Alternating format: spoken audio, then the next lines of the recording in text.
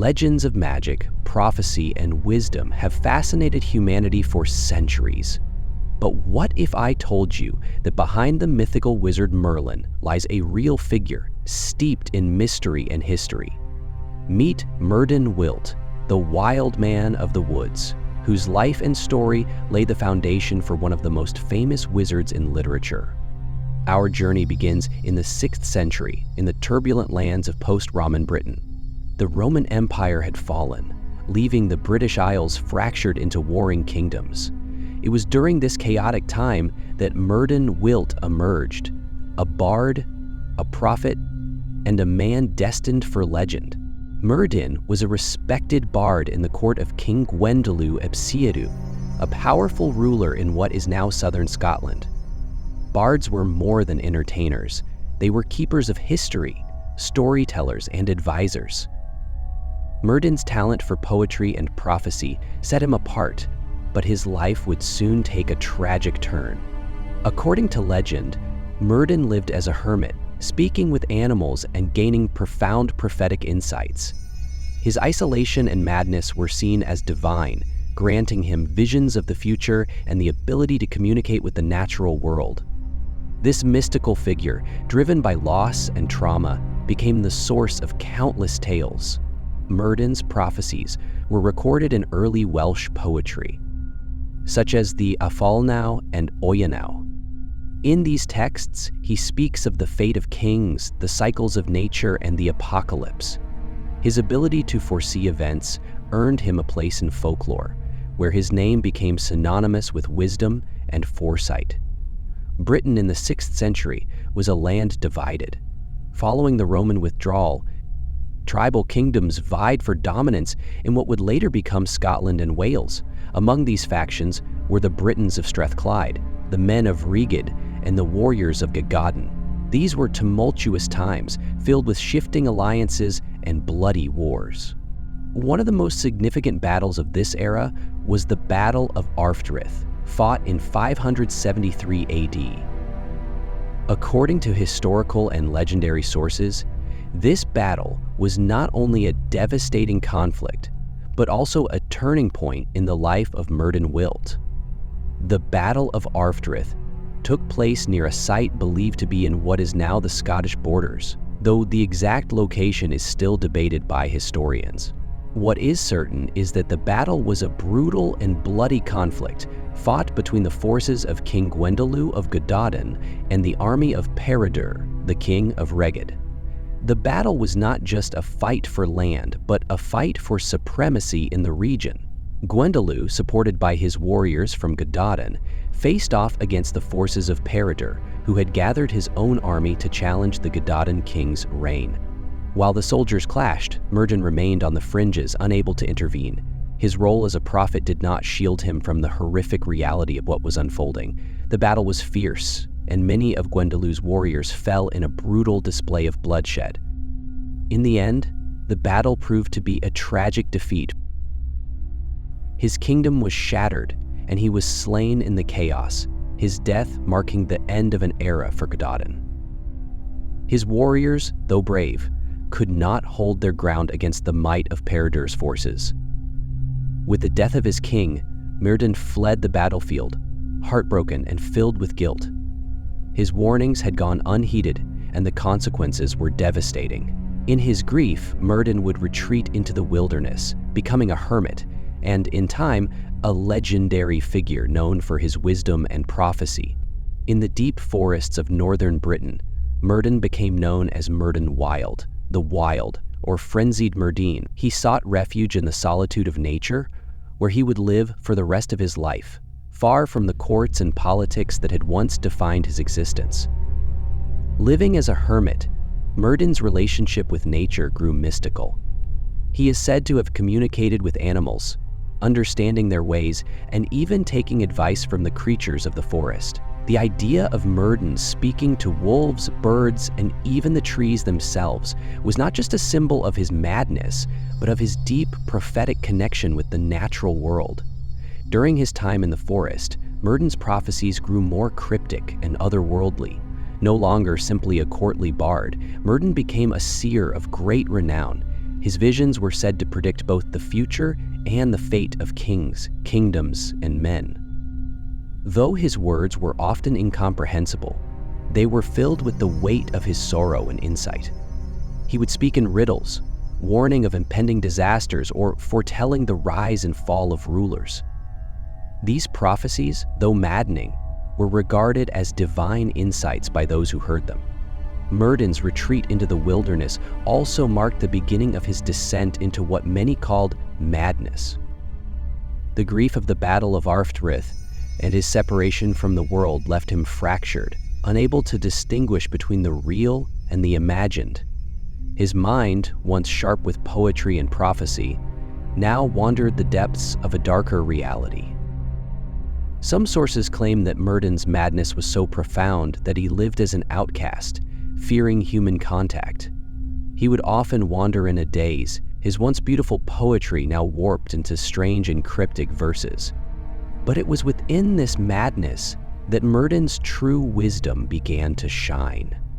His time in the wilderness allowed him to explore the depths of human existence and the natural world, leading him to insights that would influence generations of mystics, bards, and seers after him. His prophecies, once shaped by the courtly wisdom of the bard, now came from a place beyond reason, an otherworldly realm where his visions intertwined with the forces of nature itself. Some of these prophecies were fleeting, whispered by the wind or foretold in dreams, while others were bold declarations of fate and destruction. One of Myrddin's earliest and most significant prophecies was the foretelling of the fall of Caledonian itself, his homeland. As his king Gwendolen fell in the battle, Myrddin had already seen the coming disaster. His warnings about the bloodshed were ignored by the kingdom's leaders, leading to their eventual collapse. According to some sources, Myrddin warned Gwendolen of the impending doom, describing a future where the great warriors of Caledonian would fall, their lands would be ravaged, and the kingdom would crumble. But the prophecy went unheard, as was often the case with his visions. The fall of Caledonian became a harsh reality, and Myrddin's prophecy proved true. A kingdom once powerful was destroyed by the forces of fate.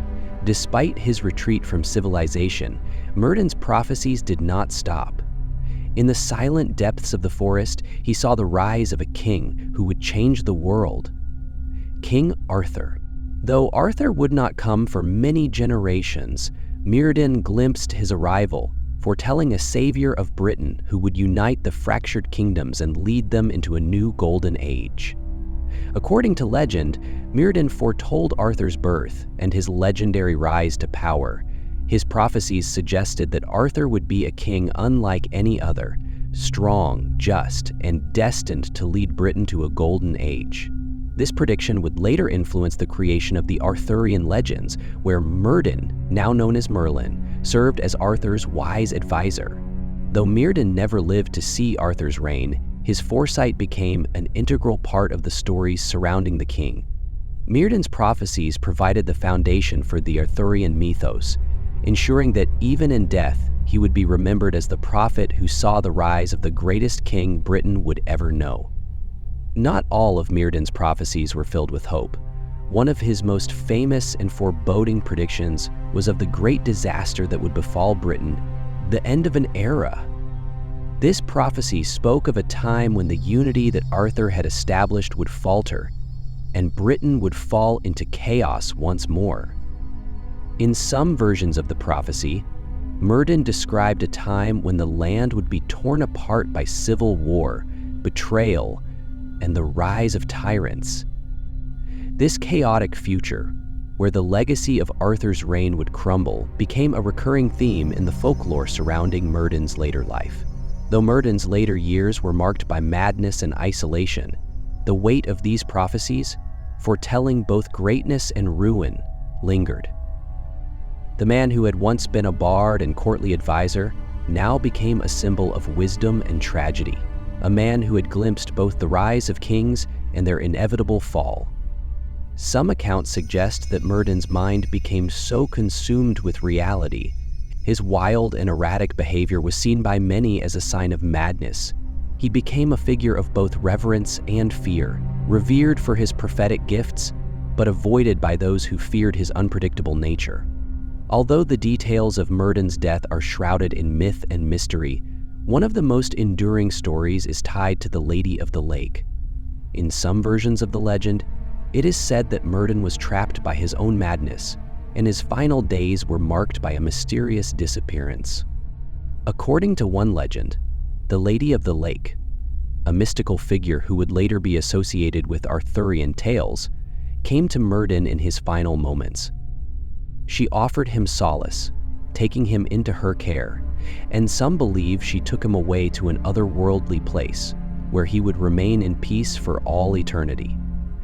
This version of Myrddin's end suggests that, like many heroes of legend, he did not die in a conventional way, but was instead whisked away by a supernatural force. Vanishing from the mortal world forever, the Lady of the Lake, a figure tied to both mystery and magic, became the guardian of his soul, preserving his legacy in the annals of time. Before Myrddin's disappearance, it is said that he spoke his final prophecies, cryptic words that would echo through the centuries. Some say these last words were a warning of the future, a final glimpse into the fate of Britain and the world beyond his time. In his final days, Myrddin's prophecies grew more enigmatic, his speech marked by confusion and insight in equal measure. Some of his last words hinted at the rise of future kings, while others warned of a dark time of chaos and war. His vision, like his life, was one of contradictions, beauty and madness, wisdom and sorrow, light and darkness. Some claim that Myrddin's final prophecy foretold the coming of King Arthur, the unifier of Britain, and the establishment of a golden age.